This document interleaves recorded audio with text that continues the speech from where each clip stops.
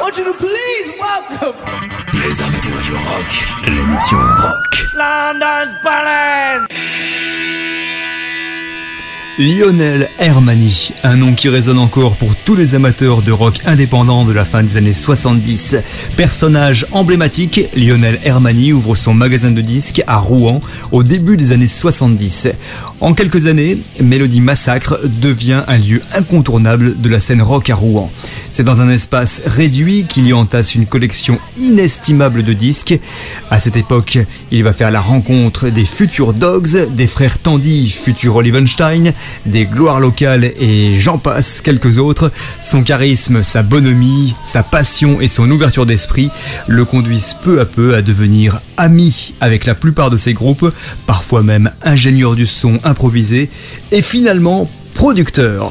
Lionel Hermani a accepté de nous délivrer son témoignage sur cette période mythique de l'histoire du rock français. La rencontre se passe dans un café dijonnais avec, pour corollaire, évidemment, le rock des Dogs de Rouen. Et sincèrement, comme je savais que je venais ce matin, j'ai réécouté les Dogs. Parce que je les écoute jamais, tu vois. Ouais. D'abord, il a fallu que je les trouve, et après, j'ai écouté, et je suis confondu de la puissance que ça a. Bon, pour moi, le plus bel album des Dogs, c'est Walking Shadows, tu vois. Ouais, ouais. On ne tirera pas ça de la tête.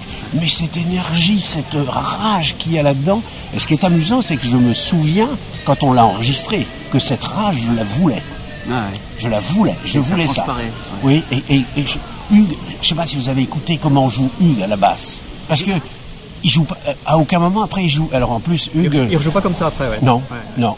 C'est moi qui le poussais. Enfin, je veux dire, c'est pas moi qui joue, c'est pas moi qui a écrit les chansons. Hein. Remettons les choses à la place. Mais c'est le producteur, c'est un truc qui pousse. Hein. C'est le moteur du machin, tu vois. C'est et là, je vais dire un truc. Enfin, moi, bon, j'ai réécouté aussi celui que tout le monde aime et tout. Je le trouve pas terrible. Too Much Class. Non, je trouve pas ça terrible du tout. C'est un peu fleur bleue, tu vois. Et puis il y a pas de mystère. Il y a pas de. Enfin, je dis pas ça, tu sais, pour clerger pour ma chapelle, parce que j'ai trouvé que cela. J'ai trouvé celui d'après, Legendary Lovers. Ouais. Celui-là, ouais. Ça, à mon avis, c'est un de leurs meilleurs disques.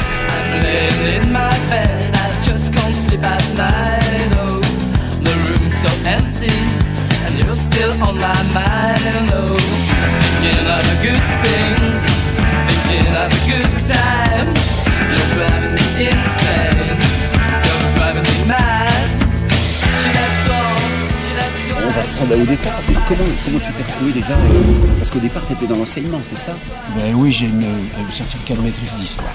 Donc après, je suis sorti et je me suis retrouvé à donner des cours. J'aimais bien ça. Je voulais pas faire enseigner l'histoire aux gamins, ça m'intéressait pas. Donc je faisais du français et de l'anglais. Ouais. J'étais dans des classes de BEP. Je sais pas si ça existe encore. Non, ça n'existe plus, non. Non, moi j'étais dans des classes de BEP avec de BEP, ce qu'ils appelaient la pic-pic, j'étais à Fécamp, c'est-à-dire des pauvres filles qui allaient aller travailler dans l'industrie textile dont on ne savait pas quoi faire. Et que personne n'arrivait à mater. Ouais. Moi, ça, j'avais pas de problème. Ça se passait bien? Ça se passait vachement bien. Ouais, et puis après, donc à l'époque, j'étais marié une première fois, et ma femme, elle m'a dit, tu vas pas rester dans l'éducation nationale toute ta vie. Alors je sais pas si c'est ce qui a fait que je suis parti ou pas, mais je suis parti. Et je suis parti d'ailleurs au mois de juin avec une proposition d'inspection avec une de ces classes de filles, tu vois, qui était difficile à tenir et tout. Enfin, tu vois, je veux dire, on te laissait te démerder avec une classe et tout. Et l'inspecteur me dit, je vous inspecte là. Je lui dis non, c'est pas là mon gros travail. Mon gros travail, c'est avec mes autres classes. Allez, venez me voir. Et puis il m'a dit, mais non, il n'y a aucune crainte et tout. Et ça s'est tourné comme ça, je lui dis bon ben d'accord, c'est comme ça, je m'en vais, je suis parti. Et là j'ai ouvert le magasin 8 jours après. Ou 15 jours après. Oui, le magasin est en cours. Ah oui. Enfin il était, tu vois, ils étaient en train de faire la peinture et de toute façon j'allais arrêter. Mais ça a été le déclic qui m'a fait partir. Mais je garde de mon passage dans l'éducation nationale un très très bon souvenir.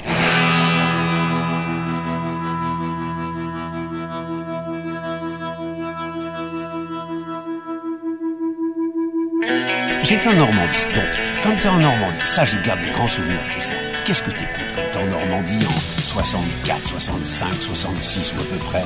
Bah, t'écoutes les radios pirates, London, Caroline, Veronica et tout. Donc c'était le biberon ça, tu vois. Et c'était l'époque où il y avait un 45 tours des Beatles qui sortait, qui était remplacé par un 45 tours de Dylan, qui était remplacé par un 45 tours des Kings, et ainsi de suite. Et la musique que t'écoutais, que nous on écoutait avec mes copains, c'était la musique qu'on écoutait dans les boîtes de nuit quand on allait danser. Et puis c'était la musique qu'on écoutait quand on allait en Angleterre. Parce que j'étais très anglophile à l'époque. Ouais. J'allais en Angleterre sans arrêt, tu vois. Mais c'était facile. Quand j'étais en fac avec les copains, qu'est-ce que tu fais ce week-end? Oh, rien. On va faire un tour à Londres? Ok, on va faire. Oui, c'était pas trop loin. Ouais. Non, et puis tu prenais le bateau sans voiture, ça coûtait, je sais pas, tu vois, 25 € ou 30 € aller-retour. Puis j'avais des bouis-bouis, des pièges à graisse où j'allais coucher, tu sais, ça pouvait pas porter le nom de chambre ni quoi que ce soit. Je dormais au-dessus d'une baraque à frites, tu vois, je veux dire. Tout était gras, et tout sentait le graillon, mais ça devait être, je sais pas, 3 livres la nuit ou 4 livres la nuit, puis on changeait pas les draps, on couchait tout le monde dans le même lit, enfin bon, une horreur. Et là, je suis tombé amoureux de l'Angleterre tout de suite. On faisait pas chier, voilà. Et la musique, et tout. I'm not content to be with you in the daytime. Girl, I want to be with you all of the time. The only time I feel alright is by your side. Girl, I want. T'as cette idée de magasin de musique et tu te dis, bah tiens, je vais ouvrir un magasin. Oui. Et puis tout de suite, enfin je veux dire, j'ai jamais été franchement ou un bon gestionnaire ou un homme d'argent, tu vois, efficace. Par plaisir. Par plaisir. Toutes les productions que j'ai faites, j'ai jamais gagné un rond, j'ai toujours eu du mal à les financer et tout. Des tas de gens sont persuadés que j'ai fait fortune. T'es multimillionnaire. Oui, c'est ça, oui, je veux dire, mais bon, enfin c'est faux.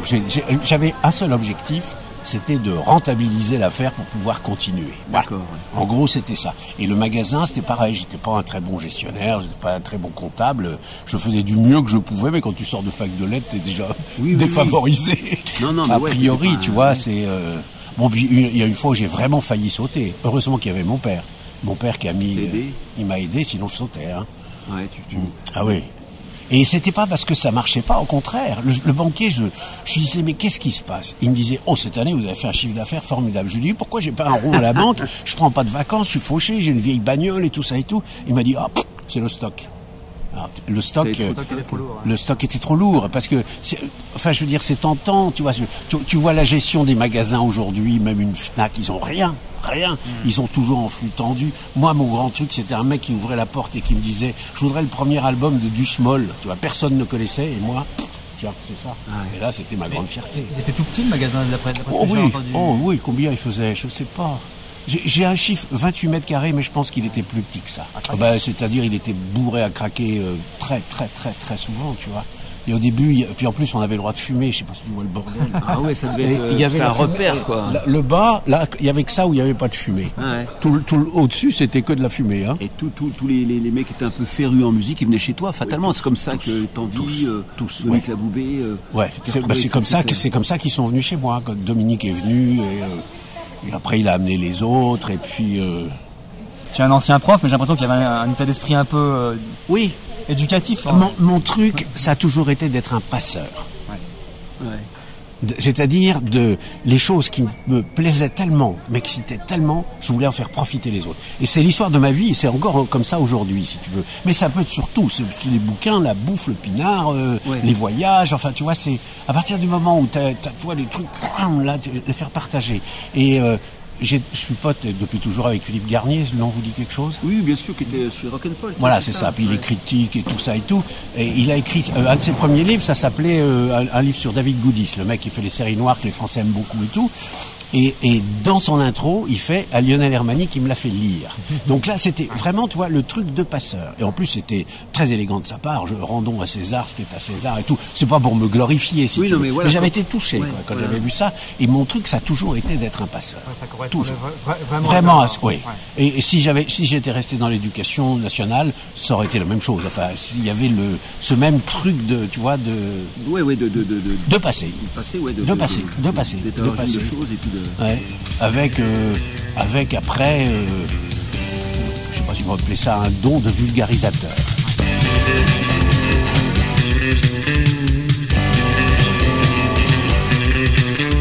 J'ai oublié mes rancœurs, mes mes angoisses et mon bonheur.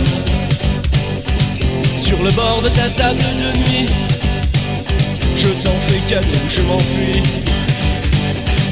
Toi tu pleures que je pardonne, moi je ricane, tu m'étonnes. Comment n'as-tu pas compris que tout était... T'as produit les Dogs, t'as produit les Calamités, t'as produit les Olivenstein, t'as produit... Les Snipers. Les Snipers. Oui, il y en a que j'oublie. J'ai produit les Gloires locales. Les Gloires locales. J'ai produit un truc que j'aime bien et dont personne ne parle jamais, c'est comment il s'appelle, les Alligators. Le premier 45 tours de ceux qui ont fait le chat, tu sais. Oui, comment il s'appelle Powo. Powo, oui, oui. Voilà.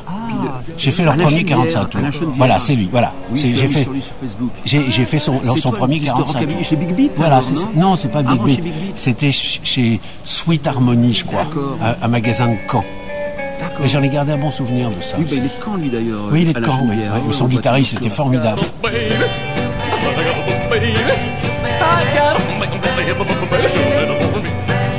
She say she love me, she say she's happy. Oh yeah, she's happy. Just stay with me. The other day, as I was sleeping, I had a dream in my heart. I think I told her all love, and I told her all about her shoulder. I got a baby, I got a baby. Well, I got a baby, she's meant for me. Oh yeah, yeah, go.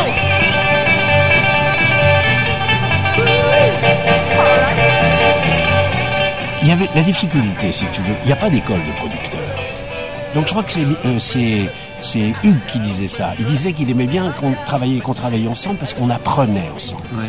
Moi, je suis pas un technicien, je ne savais pas ce que c'était qu'un micro, je ne savais pas ce que c'était qu'une bande magnétique 2000 plus, etc. et tout. dingue, ouais. Mais c'est juste ça, quoi, si tu veux. Tu vois, juste l'oreille, où tu sais ce que t'aimes et comment ça doit sonner. Mais alors comment on devient producteur avec quelle idée au départ? Bah, tu sais, C'était le premier 45 tours de Dogs, Oui, non voilà, c'est ça. Voilà, premier 45 tours des Dogs, ça traîne un peu partout, parce que c'est pas un mensonge, parce que tu verrais le nombre de choses que je lis de temps en temps, Ouais. les mensonges, je vais en rectifier 2-3 d'ailleurs, on devait faire un truc de... Et je viens de m'en souvenir. J'étais voir Garnier à Budapest. Ça fait chic. Garnier, il était à Budapest parce que sa compagne, une américaine, elle est réalisatrice et elle vient de faire un film. Elle est d'origine hongroise et elle a fait un film en Hongrie. Donc c'était la première du film. Et Garnier nous avait dit, venez, on va aller voir le film. Et je sais pas pourquoi on a parlé de ça. Il y avait un mec qui s'appelait Wildman Fisher. Sinon, non, mais vous cherchez, vous trouverez. Et un jour, on était à Los Angeles, et Les Coins Coupés, ça vous dit, ça vous avez... Oui, le bouquin Les Coins Coupés, ouais. Voilà. Donc, on cherchait les disques, si tu veux, et tous les premiers samedis, ou une fois par mois, en dessous de la Capitol Tower, tu sais, il y avait un grand parking, et là, il y avait de la Chine au disque. Tu vois, ça commençait à 5h du matin à la lampe de poche pour acheter les disques. Et on y était allé. Et on était là, et d'un seul coup, on entend I'm a truck, vroom, vroom, I'm a truck, vroom, vroom. Et c'était Wildman Fisher qui chantait. Et il avait fait un 45 tours publicitaire, je crois, pour Rhino, tu vois, Rhino, ou quelque chose comme ça. Et c'est ça qui m'a donné l'idée. J'ai dit, on va faire un truc avec Mélodie Massacre. Je savais pas du tout où ça allait, ce qu'on allait faire. Et Eric Tandy avait écrit les paroles. Je me souviens juste d'un truc tout... Eric Tandy travaillait dans le magasin, c'est ça? Oui, oui.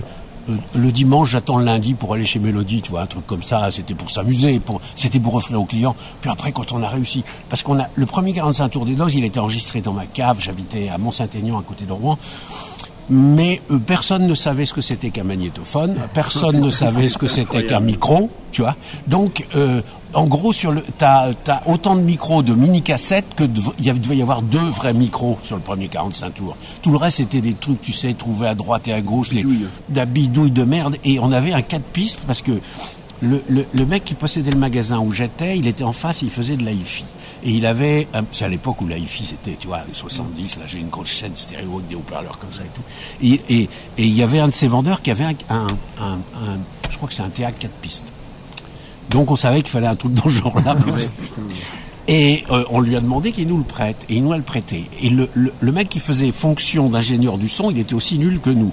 Il s'appelle Yves Sur-le-Mont, et il est aujourd'hui chirurgien à Rouen, spécialiste de la face. Ouais, d'accord. Ouais. Et donc c'était lui. Et lui, il savait un peu, mais bon, pas à peine plus que nous, hein.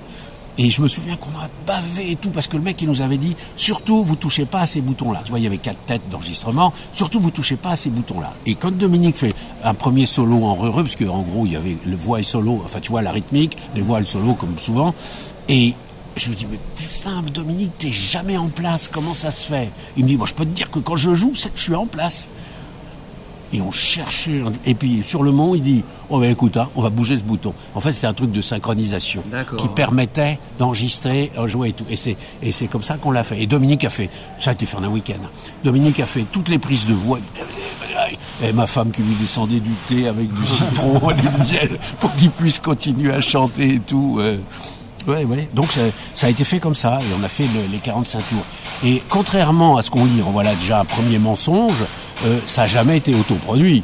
Ça a été produit par moi, c'est-à-dire que c'est moi qui ai financé la pochette, tous les enregistrements, tous les machins, la fabrication, le pressage. J'ai fait, si tu veux, sur tous les disques des Dogs, j'ai fait comment on appelle ça, la direction artistique et la direction financière. C'est-à-dire que c'est moi qui ai mis les sous que je n'avais pas.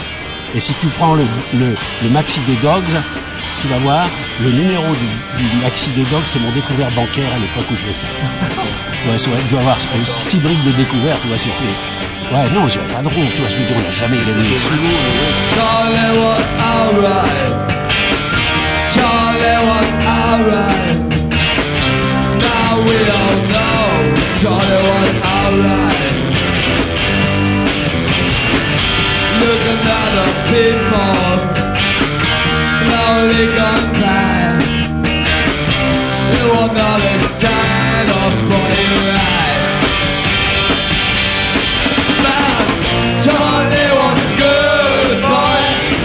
It was a friend of the night. A little something, a pity, I said, inside of his mind.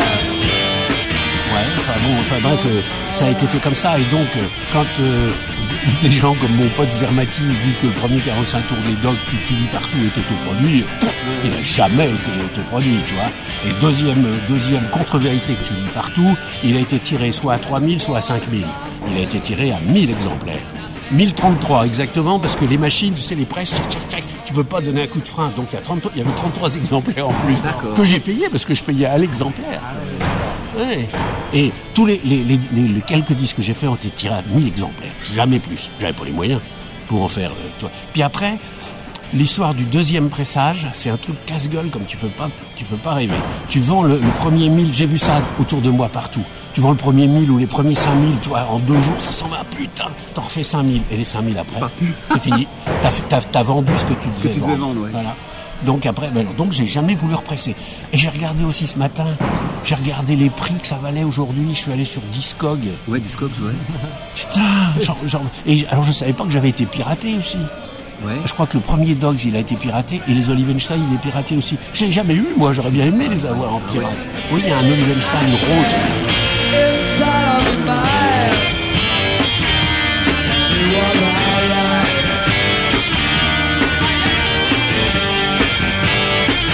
Oui, j'ai fait les Dogs, et je sais pas si j'ai fait les Olivenstein avant ou après le maxi des Dogs, je sais pas.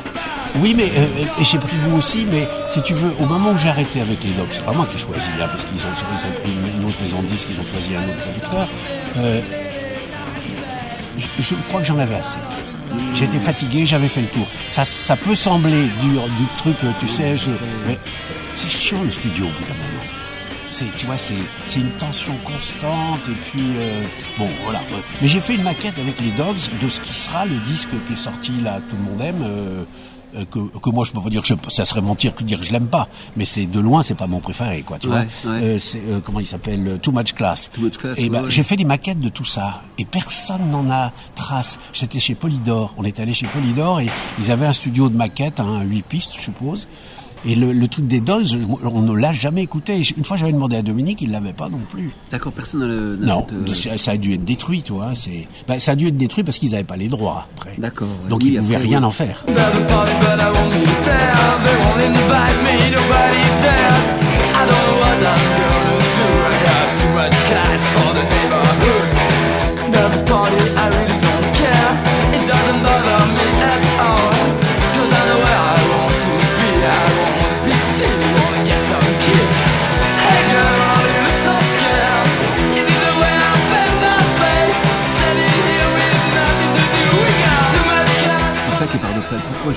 jamais.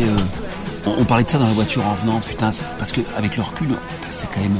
Ça aurait mérité d'avoir plus de succès que ça n'en a eu, quoi. C'est resté pour des initiés. Oui, c'est resté. Alors que maintenant, ça prouve. C'est un truc culte, ouais. C'est culte maintenant les Dogs. Oui. Je sais pas. Non, mais en plus, enfin, ça correspondait pas vraiment à ce que à l'air du temps.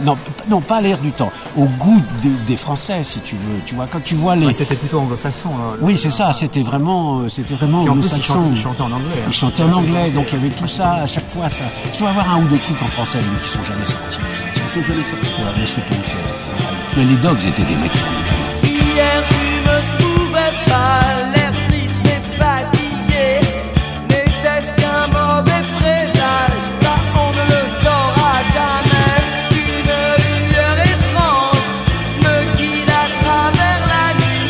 N'importe où hors du monde, n'importe où bien loin d'ici.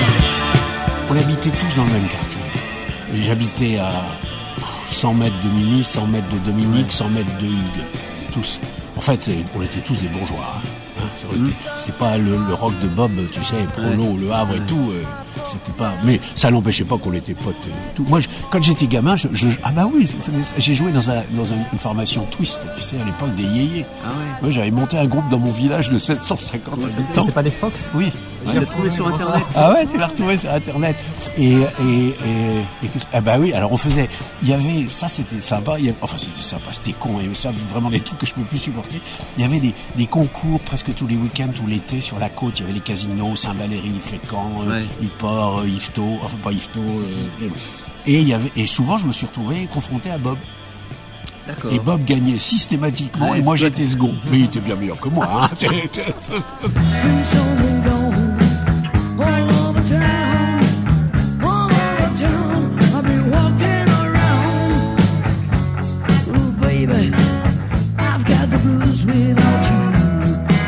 Après, comment? Alors donc t'as eu les Dogs, t'as eu les Augustins, et les Calamités, comment c'est passé? C'est Tony qui...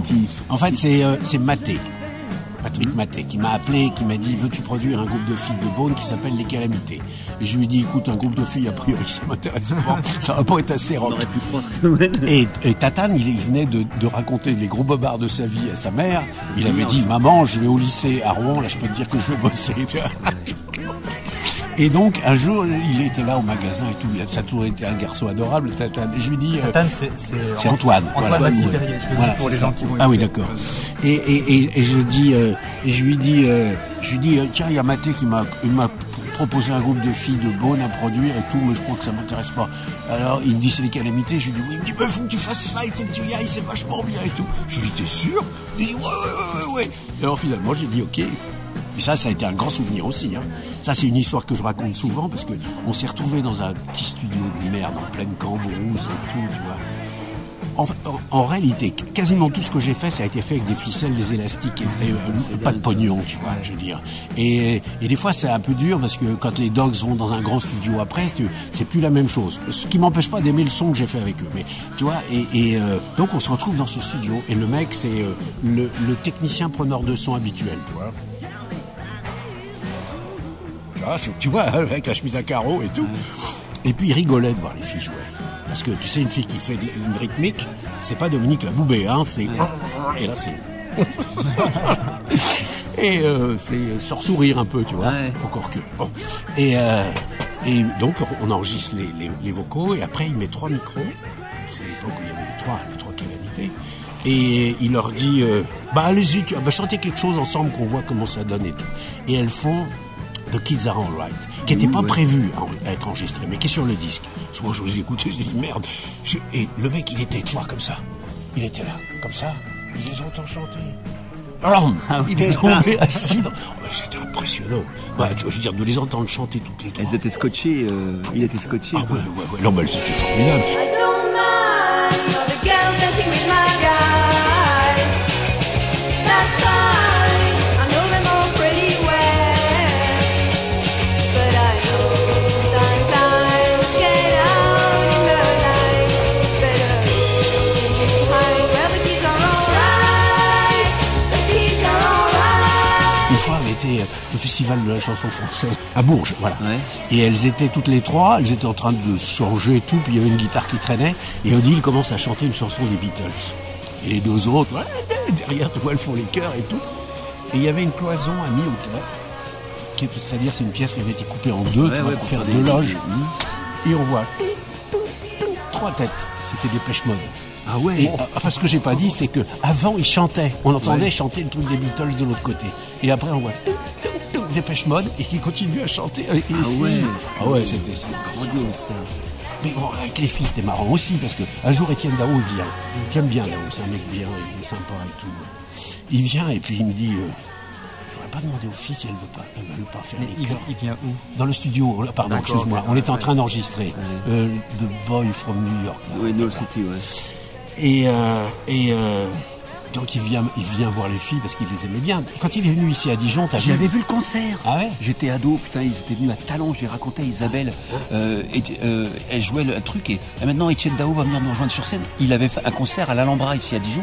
Et il est venu, moi j'étais sur le cul, quoi. Ouais, j'étais ado, moi. Il l'a refait, là, quand il est venu la dernière fois, il a dit, il a redit, ici à Dijon, il y avait un groupe de filles que j'adore, c'est lesquelles elle était, mais là, il y a 6 mois, hein. J'ai pas su ça. Donc il vient, et il me dit, tu veux pas leur demander si elles veulent pas faire les chœurs sur mon album? Bon, je dis d'accord, pas de problème, je leur demande. Les filles, oh non. Ah bon? C'est pour assez rock. C'est vrai. Aujourd'hui, c'est pas qu'elle regrette, mais c'est purée, ouais. Moi, ce que j'aime bien, c'est le 45 tours qu'elles ont fait avec les Dogs dans la Blues. C'est génial. C'est génial. Là, voilà. Souvent, il est sur le blog, enfin le site. Ah oui. Ah oui, c'est formidable.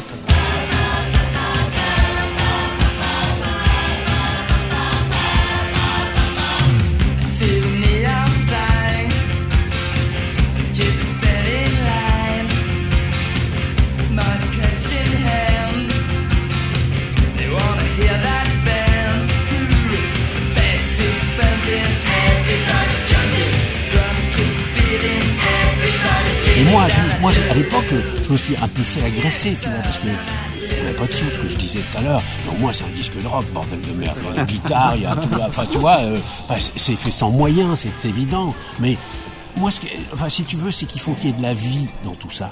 C'est pas parce que tu vas avoir des gros micros et des gros magnétos. Oui. Il faut qu'il y ait de la vie. Et pour qu'il y ait de la vie, il faut qu'il y ait de la passion. Il faut que ça, tu vois, ça pousse. Il y avait beaucoup d'humour dans leurs textes en même temps. Oh, bon. Il n'y a jamais eu d'équivalent à ça. Elles sont formidables. Encore aujourd'hui. Je vais au supermarché, je vais au supermarché, glisser sur le carrelage et me défouler entre les rayons de lessive et la crème à raser. C'est le seul endroit où je puisse respirer.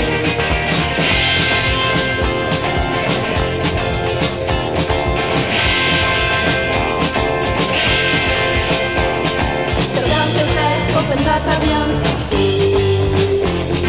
se mettre au lit et appeler le médecin. Rester enfermé pendant toute la journée à prendre des médicaments et des bains de pieds. Je vais au supermarché, je vais au supermarché, remplir les caddies de vis et de brosses à dents, jouer avec les nerfs de tous les surveillants, en me faisant pousser dans les longues allées. Parce qu'au niveau des calamités, ça c'est une question, je me suis toujours question, toujours posé. Qui c'est qui faisait le lead vocal? Il n'y en avait pas. Il n'y en avait pas. C'était les trois. Les trois. Elles chantent toutes les trois aussi bien. Toutes les trois aussi bien. Il n'y a pas de chanson, il n'y a pas une qui est plus lead que l'autre et tout, ça je savais pas. Le 45 tours vélomoteur, c'est Isabelle qui est la voix principale, tu vois. Ouais. Mais c'est pas forcément, tu vois.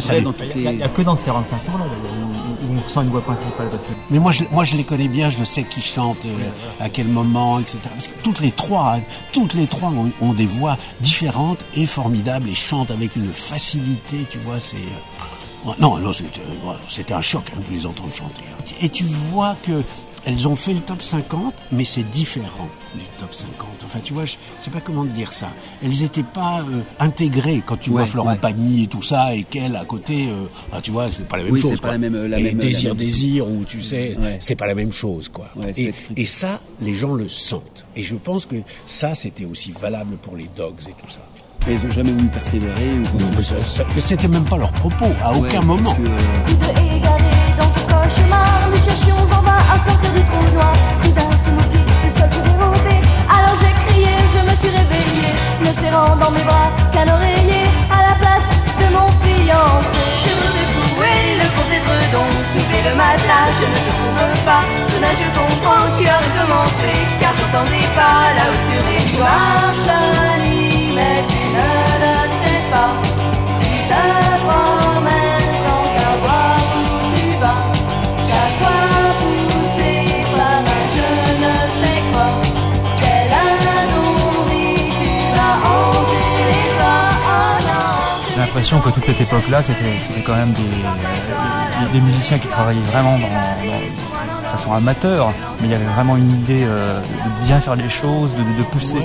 Je sais pas si tu veux. Parce que de toute façon, quand tu enregistres un disque, ça peut pas être amateur. Enfin, si tu veux faire un vrai disque. Donc, s'il y a un pain de batterie, tu recommences jusqu'à ce qu'il n'y en ait plus. Si la ligne de basse, elle est fausse, tu dis au mec, tu la changes, et puis là, t'es pas en place. Et enfin, j'ai jamais pensé à ça, si tu veux, mais tu peux pas dire, je termine un morceau où c'est pas, tu vois, où c'est faux, où c'est pas. Des fois, tu l'entends pas toujours. Mais moi, il y a des trucs où il y a des partitions, des tubes où il y a des trucs qui sont faux. Ça me hérisse le poil, tu vois.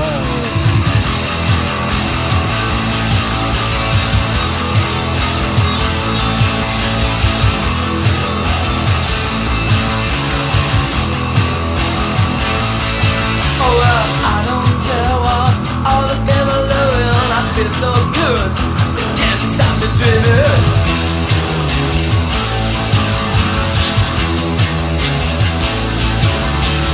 I don't care, big ball as a city. I live life for fun in a world fantastic. In the underworld, a lot of chill fun.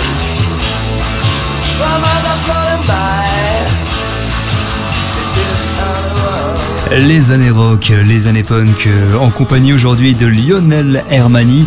À l'instant, on écoute les Dogs Underworld, extrait de l'album Walking Shadows, sorti en 1980. Un album justement enregistré par Lionel Hermani, produit également par lui.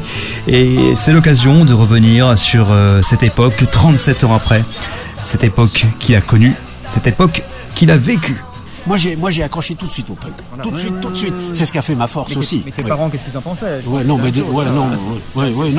mais c'est sûr. Mais là, si tu demandes à mon fils qui a 21 ans, si tu lui demandes, lui il va dire il y a ça, il est excité et tout, et il me les fait écouter. Et... T'as envie de pleurer, quoi. Bah, comme moi, tu sais. Mais non, mais je veux dire, moi quand on écoutait les premiers Rolling Stones, on me disait c'est pas de la musique. C'est horrible, ouais. C'est pas de la musique. Tu vois. Donc je suis très prudent avec ça. Mais tu sens bien que on te dégage. Ouais. Hein, on te met sur le côté. Hein. Moi, il y a un truc que j'aimerais bien savoir, comme tu as vraiment connu en tant que disquaire l'arrivée du punk dans les 77, ça s'est passé comment? Moi, j'ai accroché tout de suite. Et je me suis dit, bordel de merde, c'est reparti. Ah ouais, Comme quand j'avais 18 ans avec les Rolling Stones et Bob Dylan et les Kings et tout. J'ai dit, bordel de merde, c'est reparti. Et j'avais eu cette impression-là une première fois. Ah non, c'était après. C'était en Afrique. Je suis allé une seule fois en Afrique, et quand t'allais dans les boîtes où il y avait des mecs qui jouaient, oui, d'où ils sortent ça et comment ils font pour jouer comme ça. Et quand les punks, j'essaye de me souvenir quand les punks sont...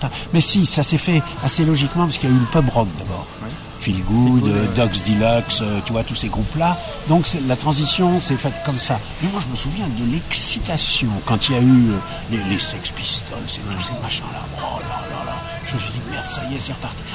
Ce qui m'emmerdait, moi j'étais un vieux déjà, donc ce qui m'emmerdait, c'était les Rolls-Royce, les Cadillac et la poudre et tous ces machins-là. J'en avais rien à foutre, ça m'intéressait pas. Quand j'ai ressenti l'énergie qui se ramenait, tu vois. En plus, c'était à Londres, Rouen-Londres, il n'y avait rien de plus facile.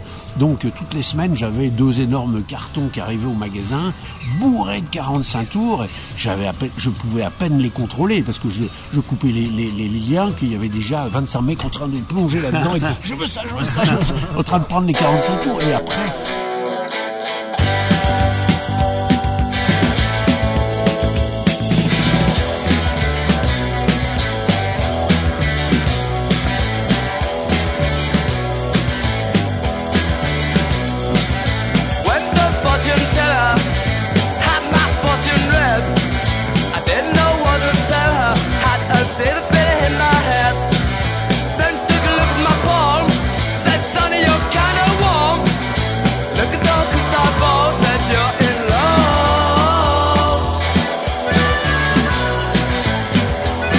là maintenant c'est pareil.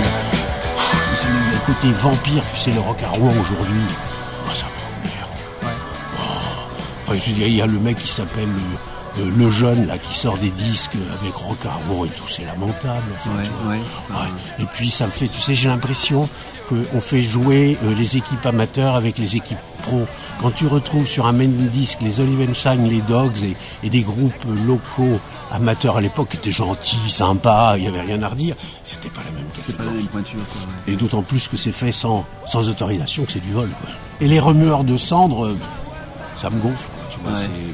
Puis c'est sans autorisation. Je veux dire, si j'étais un mec procédurier, un mec d'argent, je ferais un courrier à Sony en disant ils ont ressorti les disques des Dogs et tout. Vous les avez sous contrat, je vous ai laissé en licence. Faites quelque chose. Et mais bon.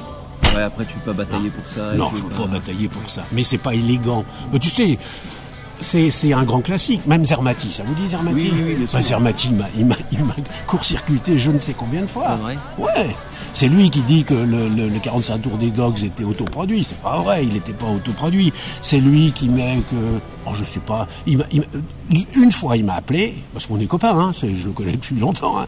Il m'a appelé, il me dit, dis donc, est-ce que tu pourrais pas avoir un titre pour mettre sur une compilation et tout? Je lui ai dit, non, Marc, on va le sortir. 15 jours après, le disque sortait avec le morceau dessus, tu vois. Tu vois, c'est la grande tradition du showbiz. Je me sers. Je m'en fous. Et si tu veux, encore une fois, c'est comme tout à l'heure, c'est ce qu'a fait notre force et notre faiblesse. À aucun moment, on a pensé à faire des disques. Moi, à aucun moment, je n'ai pensé, mais eux, pareil, à faire des disques qui se vendent. On pensait à faire de bons disques. C'est tout. Et je pense que c'est aussi une faiblesse, parce que si tu prends les Américains et les Anglais, ils arrivent à faire les deux, des bons disques qui se vendent. Nous, on n'a pas trop bien su faire ça. L'autre jour, un copain ici, tu vois, les musicos, ils chantent dans un groupe, tu vois, il a, je crois, une cinquantaine d'années et tout. On parlait comme ça, il mangeait chez moi, et puis on parle des Dogs.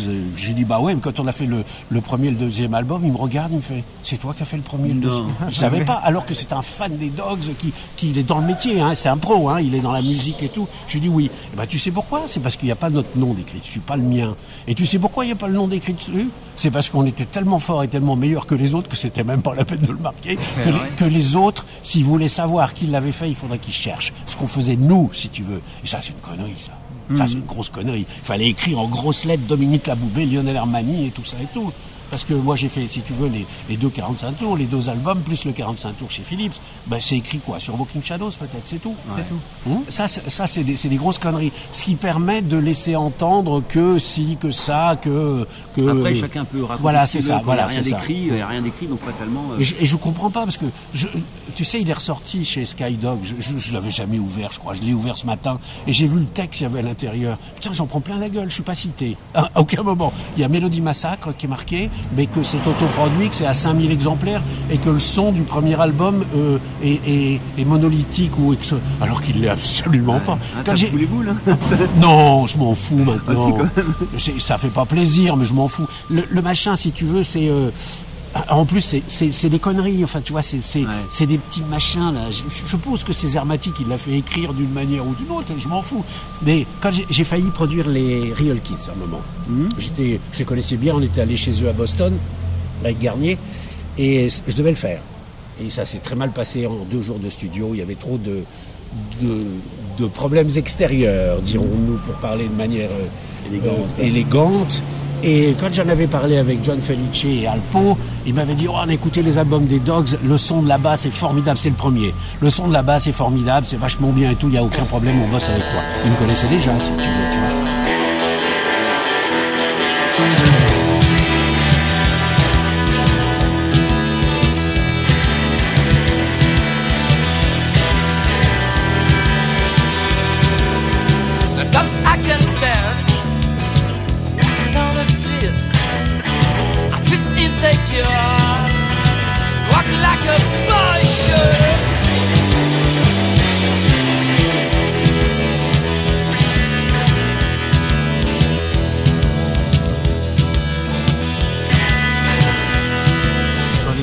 Il y avait aussi les Snipers.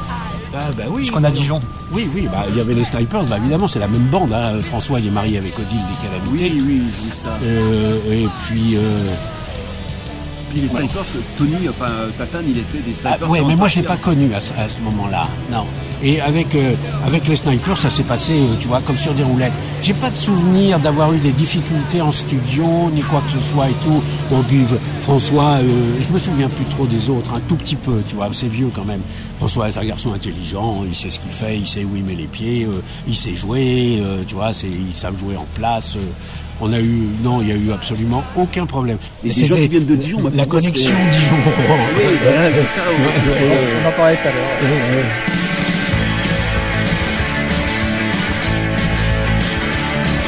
Tu m'as quitté un jour férié, jamais je ne pourrai l'oublier.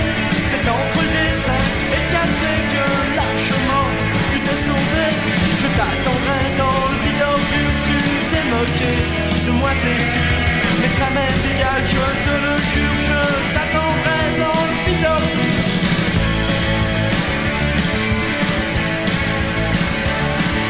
J'étais salé, vide la poubelle, j'étais cette là pour toi ma belle. Mais pendant que j'étais dans le vide ordure, tu t'es sauvé avec ma voiture. Je t'attendrai dans Des paroles plein d'humour pour cet album des Snipers de Dijon 1983, un album encore réalisé par Lionel Hermani. Il faut savoir que à cette époque le guitariste des Snipers était Fred Pinasso, mais le précédent guitariste des Snipers de Dijon, le guitariste d'origine, c'était Antoine Massy-Perrier, plus connu sous le nom aujourd'hui de Tony Truant, guitariste des Vampas, ex-guitariste des Dogs, et Tony Truant également nommé Tatane par Lionel Hermani, il nous en parle. Il m'appelait quasiment une fois par mois et il me demandait, je ne le connaissais pas, hein, il me demandait, ils n'ont toujours pas besoin de guitariste les Dogs. Et le culot qu'il faut avoir quand même, quand on est fan et tout, vouloir jouer, puis voilà, ça s'est fait. Ça a dû être le plus beau jour de sa vie, le jour où Dominique lui a dit tu peux venir avec nous. Puis c'est le line-up qui a percé, quoi. C'est le line-up dont on se souvient, quoi. Toi qui as bien connu Dominique, il était comment dans la vie moi je veux dire... Il était très gentil et très déterminé. Ouais. Il était très gentil et très déterminé. Mais nous, on avait des rapports, tu vois, excellents. Et si tu veux, quand on a fait le premier album, moi, j'avais une idée en tête. Je voulais faire un album rock classique à l'anglaise. Voilà. C'était clair, c'était net et tout. Et donc, quand on s'est ramené, c'était Jean-Baptiste Mondino, si ça vous dit, qui devait faire la photo. Oui. Et c'est un mec très bien aussi. On fait la photo, il commence à faire la photo, il me dit tiens regarde. Et je lui dis non, moi je veux pas de ça. Il faisait des ombres croisées, il a dû faire un truc avec bijoux. Je sais pas si vous voyez, il y a une pochette de bijoux qui est comme ça. C'était le truc à la mode, tu sais, chaque mec avait 2 ombres, tu vois, comme ça. Ah, très bien, ouais. Et je lui dis, ah non, moi je veux pas de ça, moi je lui dis, je voudrais un portrait classique à la David Bailey, Rolling Stone et tout. Et c'est là où on voit le talent du mec, hein. Il dit, ah ok, pas de problème. Il démonte tout son bordel. Et il fait clac, clac, clac. Il me dit comme ça, je lui dis ouais, un peu plus clair et tout. Il me dit, regarde Mimi, il a un œil injecté de sang. C'est là où tu vois le pro, tu vois. Et il me dit t'inquiète pas. Et l'œil de Mimi, tu regarderas, il est dans l'ombre, dans la pénombre. On voit pas son œil. Et il fait des photos comme ça. Tout ça en argentique évidemment. Bah oui, sans Photoshop. Sans Photoshop et tout. Et je lui dis voilà, c'est ça exactement ce que je veux, parce que je voulais faire un album classique. Et quand on a fait Walking Shadows, j'ai dit je veux pas qu'on fasse un deuxième album classique, on fait un album vroom. Alors les gens à l'époque, après ils ont parlé des Stooges et tout. Moi j'ai jamais écouté les Stooges, je connaissais pas, donc ça n'a pas pu m'influencer. C'est pas dans mon, j'en ai pas chez moi. Ah mais j'aurais cru, tu vois. Ouais, tu vois, non mais bon. Walking Shadows, moi c'est vraiment un album que je trouvais très Stooge. Et ben c'est ce qu'on m'a dit, mais ça vient pas de moi, hein. Parce que, et moi alors quand on a fait Walking Shadows, je voulais un album puissant, musclé, tu vois, avec beaucoup de guitare. Et il y a des trucs, j'osais pas trop le dire à Dominique. En fait, Dominique étant, on va reparler après, Dominique était un garçon gentil et pas con et tout. Je lui dis, Dominique, on vire le maximum de rythmique, tu sais, grelin, et on laisse toutes tes guitares, avec les harmoniques et tous ces machins-là. Et je n'étais pas sûr de sa réponse. Et il me dit, bon, bah, ok. J'avais un truc en studio, c'était, je disais, je pense qu'on pourrait faire ça, mais on essaye. Et on va voir. Et c'était la meilleure des choses. C'est pas dire on va faire ça. C'est dire on essaye. Puis des fois ça marche pas. C'est pas bien. Donc on essayait de faire ce truc-là. Et on a fait ça. Et quand il s'est agi de faire la pochette, c'est Étienne Robial qui l'a faite. Et c'était un de mes copains. Je sais pas si le nom vous dit quelque chose. Le nom me dit quelque chose. Les éditions Futuropolis en BD.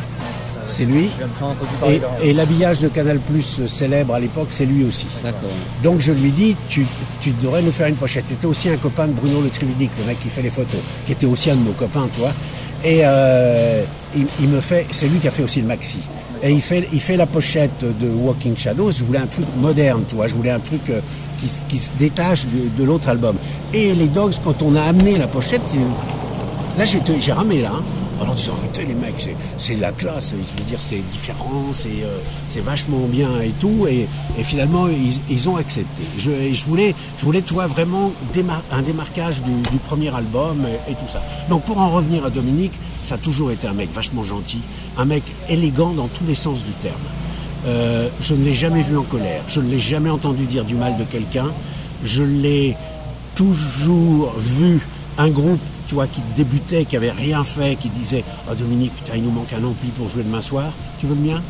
Aussitôt, l'ampli de Dominique y allait. Dans les groupes, il y avait... Enfin, je veux dire, c'est pour ça que Rouen, des fois, c'était pas très confortable. Il y a jalousie sur jalousie, tu vois. Et les groupes se détestent les uns les autres. Ils se jalousent et tout, les Dogs étaient jalousés et tout. Dominique...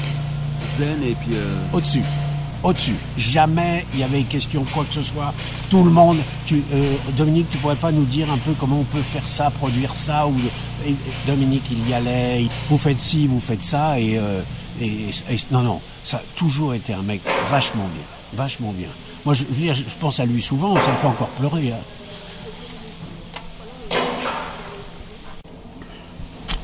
Ouais, ça fait combien d'années qu'il est mort ?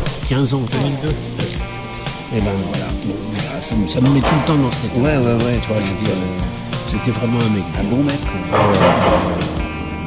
Et puis, enfin, tu vois, il s'intéressait à la littérature, il avait des goûts, des fois, j'étais pas toujours d'accord avec lui, mais ah non, c'était un putain de mélodiste.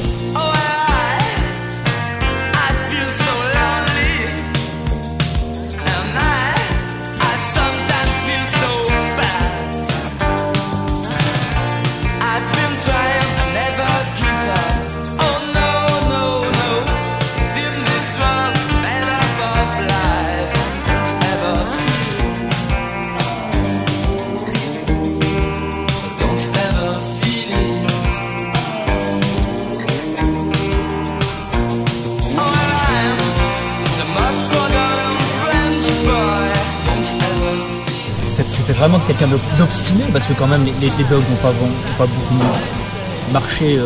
Je pense ils ont ramé quand même. Pas tout le temps, il a jamais eu de fric. Les choses étaient encore plus compliquées parce que c'est un truc inhérent au groupe. Quand tu écris des chansons, tu écris ou la musique et les paroles ou les deux, tu as des droits. Mais les autres, rien. Donc là maintenant je crois que avec le système juridique c'est mieux étudié si tu veux. Ils font des sociétés d'édition où ils sont les 4 ou les 5 musiciens, ce qui me semble logique parce que c'est pas pour dénigrer Dominique, mais si les Dogs étaient les Dogs, c'est parce qu'il y avait Mimi, il y avait Hugues et Antoine pour donner un son, pour donner. Puis t'as toujours le Mimi qui va dire ah bah attends, si je donne 2 coups de grosse caisse là ça va bien pousser, etc. Puis après t'as Hugues qui va dire et moi je fais et ainsi de suite. Donc c'est pas une œuvre individuelle une chanson. Enfin moi c'est ce que je pense. Hein. Ouais. Moi c'est ce que je pense. On n'est pas forcé d'être d'accord avec moi. Parce que lui-même, si le groupe a splitté, enfin le line-up qu'on connaît, il a quand même continué jusqu'à la fin. Oui, puisqu'il est mort sur scène. Quoi. Ouais. Avec, mais je les connaissais plus, moi, les musiciens. Enfin, si, je connaissais Rosset et puis Bruno Lefebvre. Ouais. Non, mais alors Siron, je le connaissais pas. Ouais. J'étais parti depuis longtemps, moi, donc je les connaissais pas. Mais et pourquoi il s'est obstiné toujours à chanter en anglais? Pourquoi? S'il avait chanté en français, tout le monde dit, enfin ce qu'on lit dans les blogs et tout, que ça aurait peut-être mieux marché, il aurait peut-être touché un plus grand public. Tu crois pas? Non. Ouais, parce qu'au niveau mélodie, il a fait un petit peu.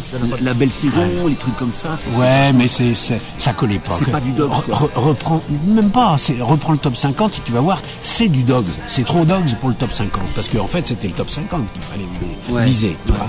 Sinon, ça n'existait pas. Enfin, moi, je me souviens un jour, au tout début, il partait en tournée, puis j'étais chez lui, et son père, il vient me voir, et puis il me dit, Lionel, qu'est-ce que vous en pensez? Est-ce que vous croyez que ça marchera un jour? Et moi, je lui ai dit, non, je le pense pas. Ouais. Non. J'ai jamais pensé que ça pouvait être populaire, tu vois. Ça restait, c'est élitiste, mais enfin, je sais pas si c'est le mot qui convient. Mais pour nous, le problème se posait même pas. Parce que voilà, et puis on les faisait comme on aimait, avec la musique qu'on aimait, rien d'autre. Night is the best friend of this teacher. Night's only friend of this teacher. Oh, this teacher. Night's only friend of this teacher. Oh.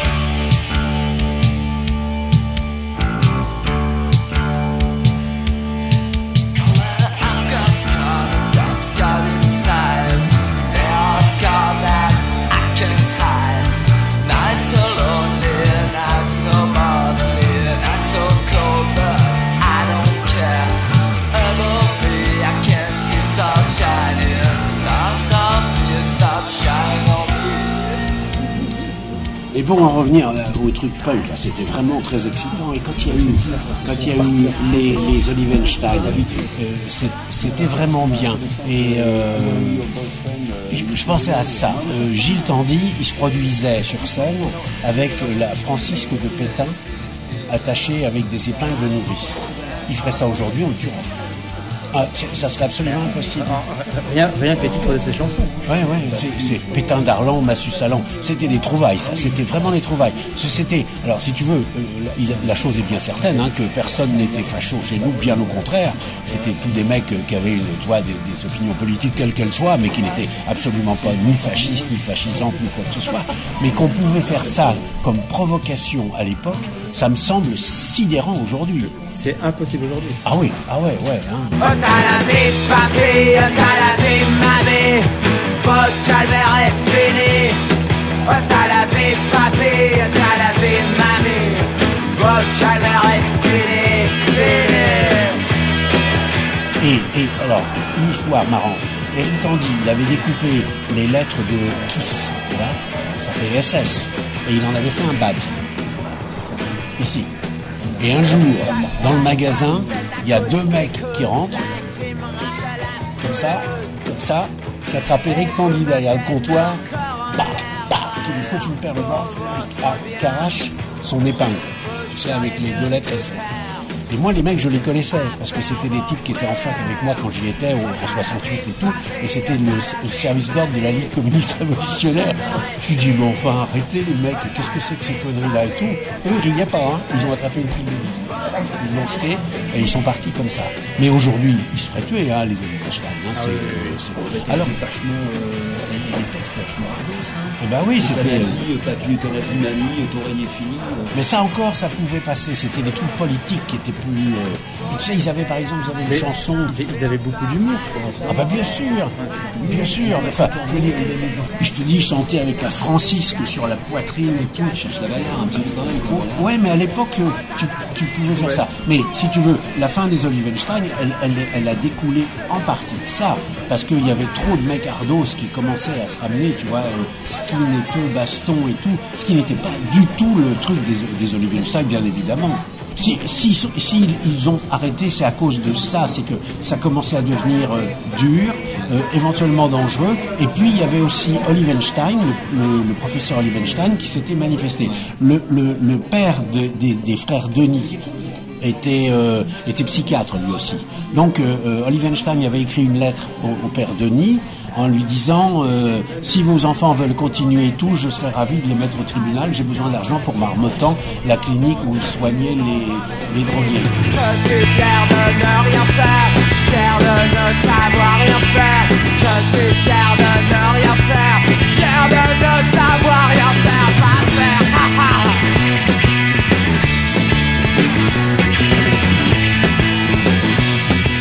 Il y a eu un moment qui a été un peu... qui aurait pu être difficile, je sais pas comment dire ça. C'est que les Olivenstein faisaient la première partie des Dogs et très rapidement on serait arrivé au contraire. C'est-à-dire que les Dogs auraient fait la première partie des Olivenstein. Les Olivenstein avaient vachement de succès, plus que les Dogs, si tu veux, à cette petite période-là, tout court et tout. Tu comprends bien, les Olivenstein, c'est pour un adolescent, c'est excitant, tu vois, c'est... En plus, c'est pas tu le comprends, tu sais. Ben voilà, c'est ça, donc les mots, ils se retrouvaient là-dedans et tout ça et tout. Et je pense, c'était vraiment les punks français, quoi. Oui, je pense que que Dominique l'a senti, forcément qu'il l'a senti. Non, il a rien dit, il a rien fait et il a continué à jouer avec eux, les faire jouer et tout. Ça en dit long aussi sur le bonhomme. Mais moi, ça me faisait souffrir à l'époque. Ça me faisait souffrir. Non pas que je voulais que les Olivenstein ne marchent pas, tu vois, mais je pouvais pas, enfin, tu vois, accepter que les Olivenstein et les Dogs soient en concurrence. D'autant qu'ils étaient vraiment potes, tu vois, c'était vraiment des amis, des copains. C'était pas des relations, hein, c'était vraiment, c'était des copains, particulièrement avec les deux Tandy, si tu veux, tu vois. Et ça a été un truc difficile. Donc à mon avis, ils ont arrêté quand il fallait arrêter. Mais moi, je me souviens la première fois que Gilles T'en avais rien à foutre ou tu te sentais un petit peu paternaliste vis-à-vis d'eux? Non, j'avais plus de recul que, si tu veux, à cause de mon âge ou grâce à mon âge. Donc, mais je marchais à fond, j'étais avec eux, je rigolais. Je pense que le fait que j'ai fait histoire, tu vois, la fac d'histoire et que ma spécialité c'est la Seconde Guerre mondiale, ça n'a pas été non plus totalement innocent.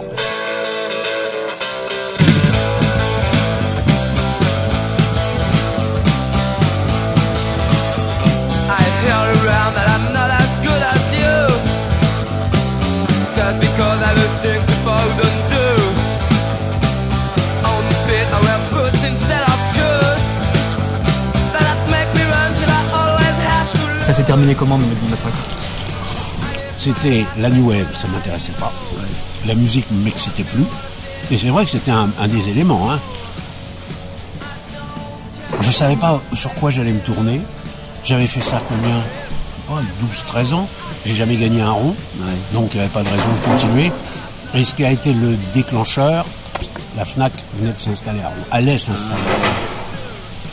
Et tout le monde m'avait dit, tous les représentants, parce qu'à l'époque il y avait tu sais, tout le machin pro, oh t'as rien à craindre, toi, avec ce que tu vends, ils vendront pas ça et tout.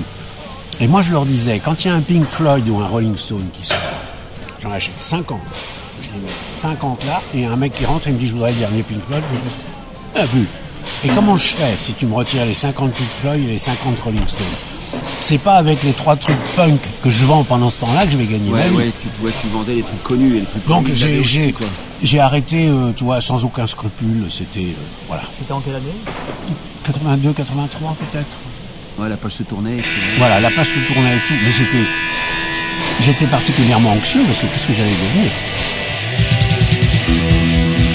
Un très très grand merci à Lionel Hermani pour cette rencontre aussi simple que chaleureuse et pour le sentiment qu'il nous a laissé durant une après-midi d'avoir en quelque sorte touché du doigt cette incroyable période.